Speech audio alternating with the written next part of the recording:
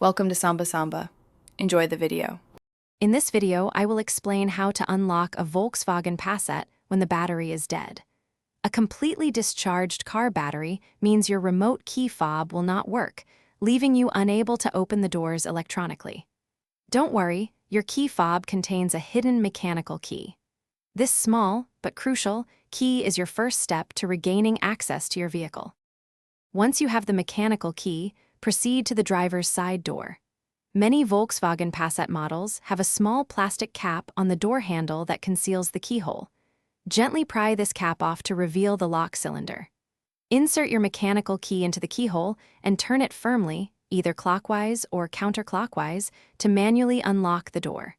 You should hear a click as the lock disengages. With the driver's door open, you can now access the interior. Look for the hood release lever, which is usually found on the lower left side of the dashboard, near the footwell. Pull this lever firmly towards you.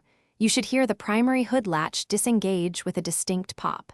Now, move to the front of your Passat to find the secondary hood latch, often located just under the hood's leading edge. After releasing both hood latches, carefully lift the hood. You can now connect jumper cables to your Passat's battery terminals or designated jump points. Connect the cables to a working vehicle or a portable jump starter to provide temporary power. This will reactivate your car's electrical system, allowing you to use your key fob again and fully access the vehicle or even attempt to start the engine. Thanks for watching. Consider subscribing if we helped you.